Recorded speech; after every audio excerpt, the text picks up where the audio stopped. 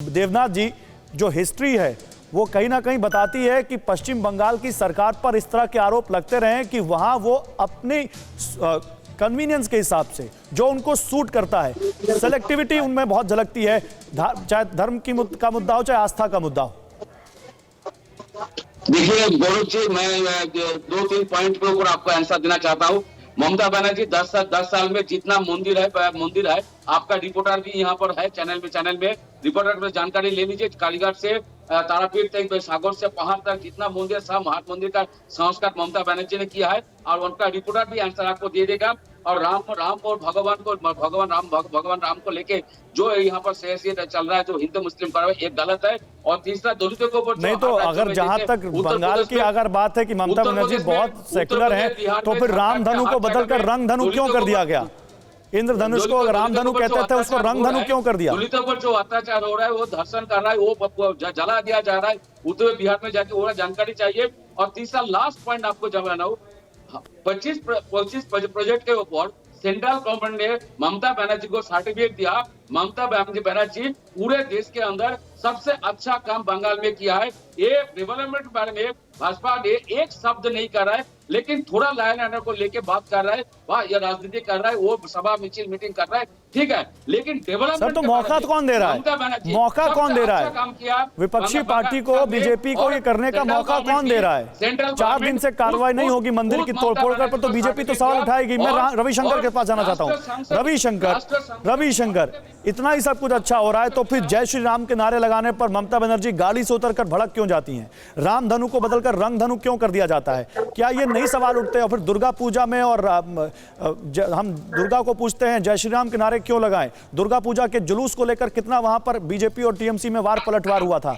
तो ये आरोप उन पर लगते रहे हैं कि कहीं ना कहीं कन्वीनियंस की पॉलिटिक्स उन्होंने धार्मिक आस्थाओं में भी की है। देखिए, ये बीजेपी की तरफ से लगातार आरोप रहा है। जब बैराकपुर में ममता बनर्जी गाड़ी से उतर गई थी, उतर के जो जय श्री राम के नारे लगा रहे थे, उनको कहा कौन गाली दे रहा है, सामने देखे आ जाओ। तो इसको लेके बड़ा मुद्दा हुआ। बोलिए। ये आरोप लगा है ममता बनर्जी के ऊपर कि वो अपीजमेंट की पॉलिटिक्स कर रहा है। कहीं पे मुसलमान की अपीजमेंट हो रहा है, कहीं पुरोहित का अपीजमेंट हो रहा है, इमाम भाता दिया जा रहा है। तो लगातार ऐसा आरोप टीएमसी पे लगते रहे हैं, लेकिन टीएमसी भी इसको नकारा है। नकार के ये कहा है हम सबके लिए कर रहे हैं और सबके लिए करेंगे भी। लेकिन ये एजेंडा इस बार इलेक्शन में है, धार्मिकता इस बार इलेक्शन का एजेंडा है और इस पर इलेक्शन का एजेंडा, और यही तो आरोप लगा रही है, यही तो आरोप लगा रही ममता बनर्जी माधवी आप लोगों पर। वो कह रही हैं कि बंगाल की रीढ़ की हड्डी, बंगाल की संस्कृति, बंगाल का कल्चर बीजेपी बिगाड़ने की कोशिश कर रही है और मैं बिल्कुल नहीं करने दूंगी।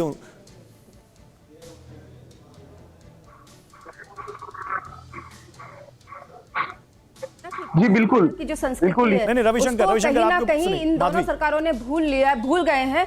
आज बड़ा देखकर बड़ा आश्चर्य हो रहा है कि लेफ्ट और टीएमसी दोनों एक ही स्वर में एक बात बोल रहे हैं। बार-बार ये अयोध्या पे पहुंच जाते हैं। अरे आप बंगाल की बात कर लीजिए, पहले बंगाल में जिस तरीके की स्थिति बनी उसकी बात कर लीजिए।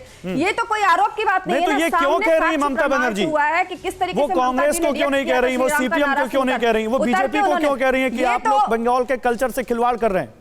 क्योंकि भाजपा को जिस तरीके से पश्चिम बंगाल की, क्योंकि गौरव जी, भाजपा को जिस तरीके से पश्चिम बंगाल की जनता ने अपना लिया है, जिस तरीके से जनता का रुझान भारतीय जनता पार्टी की तरफ इस समय, क्योंकि उन्होंने लेफ्ट का शासन भी देख लिया, उन्होंने टीएमसी का भी शासन देख लिया।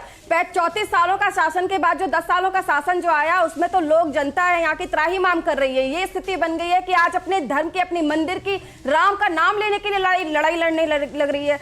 आप सोचिए, उद्योग धंधे और बाकी सब चीजों की तो बात बाद में छूट जाती है, लेकिन आप अपने अस्तित्व को ही कैसे बचा ले पश्चिम बंगाल में, यही बहुत बड़ी बात हो गई आज की जनता के लिए।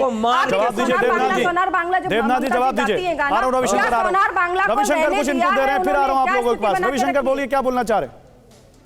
देखिए, मैं ये कहना चाहता हूँ, पैनल में जितने लोग बैठे हैं सब ये कह रहा है कि तृणमूल बीजेपी, लेकिन इस बार बंगाल का मुद्दा है जो हम पहले भी कह चुके हैं, वो है बंगाल के जो मनीषी है, रविंद्रनाथ टैगोर से शुरू करके रामकृष्ण, फिर विवेकानंद, इसके ऊपर इस बार लड़ाई हो रहा है। क्यों ये लड़ाई हो रहा है? ममता बनर्जी लगातार कह रहे हैं कि जो बीजेपी का पार्टी है वो बाहर से आके पश्चिम बंगाल को अपनाना चाहते हैं, इसीलिए जब अमित शाह आ रहे हैं वो विवेकानंद के घर जा रहे हैं। मैंने पूछा बंगाल का कल्चर, रविशंकर का ये भी बात है, ये भी बात है कि ममता बनर्जी जब चल रही है रविन्द्रनाथ टैगोर का फोटो लेके चल रही, तो कहीं मतलब है बंगाल का जो आइकन है और उसको राष्ट्रगान को लेकर मुद्दा बना दिया है उन्होंने कि बीजेपी राष्ट्रगान बदलना चाहती है क्योंकि वो रविंद्रनाथ टैगोर से जुड़ा हुआ है, उन्होंने लिखा है। तो वो कह रहे हैं कि हम जान दे देंगे, लेकिन ये तो सुब्रमण्यम स्वामी के जरिए वो बीजेपी पर निशाना साध रहे हैं। देवनाथ, बादल देवनाथ, जवाब दीजिए जो बात माधवी जी कह रही है कि अपना अस्तित्व बचा लें, बहुत है, विकास तो बाद में आएगा। यस मैडम को 3-4 सवाल उठाए।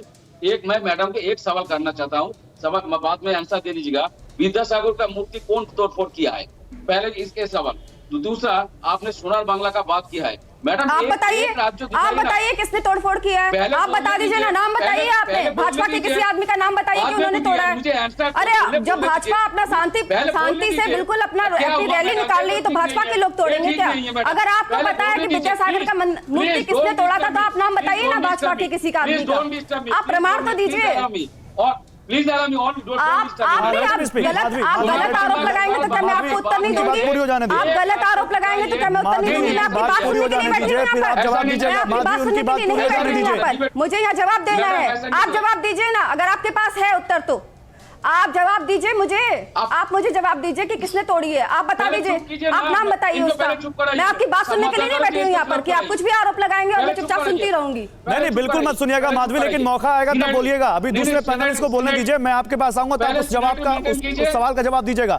जल्दी देवनाथ 30 सेकंड में अपनी बात पूरी कीजिए। बादल जी 30 सेकंड उन्होंने सोनार बांग्ला का बात किया। मैं मैडम को और नहीं, वो आपसे एक सवाल पूछ रही हैं, मुझे लगता है बड़ा मौजूद सवाल है, आपको जवाब देना चाहिए। वो कह रही हैं विद्यानाथ, आप बोल रहे हैं ना कि विद्यानाथ जी किसने मूर्ति तोड़ी विद्यासागर की, तो आप बताइए किसने तोड़ी मूर्ति? आपके पास कोई नाम है, कोई बीजेपी का नेता है जिसको पकड़ा गया? मैं दे रहा हूँ, आप सुन लीजिए। पहले मेरा सवाल सोनार बांग्ला का बात। अरे आप सीधा एक ही बताइए ना, मंदिर तोड़ने वाले भाजपा के लोग, मूर्ति तोड़ने वाले भाजपा के लोग, अपने ऊपर हमला कराने वाले भाजपा के लोग, तो आपका प्रशासन क्यों बैठ के देख रहा है? खाली आप लोगों का एक ही काम है कि गांजे का जो है केस दे दे। भाजपा के जितने भी नेता लोग हैं, भाजपा के कार्यकर्ताओं के घर में घुस के गांजा रख के उन लोगों के ऊपर केस दे दे, उन लोगों की लाइट और बत्ती बंद कर दे, उन लोगों की पानी बंद कर दे। यही आप लोगों को आता है। आप लेकर आइए ना भाजपा के आदमी को कि इन्होंने मूर्ति तोड़ी, इन्होंने मंदिर तोड़ा, इन्होंने काली मूर्ति तोड़ी। आप बताइए ना, इन्होंने अपने काफिले पर अपना जो है वो पथराव करवाया, अपने ही नेता लोगों को मारा, अपने सांसद को मारा। आप नाम लेकर आइए, आप लेकर आइए, सामने खड़ा करिए ना भाजपा के आदमी को। One by one. बादल देवनाथ आपकी बात पूरी हो गई। बादल देवनाथ आपकी बात पूरी हो गई। अवनी जय अवस्थी कुछ कहना चाहते हैं? रुकिए, माधवी जी और बादल देवनाथ दोनों रुकिए आप।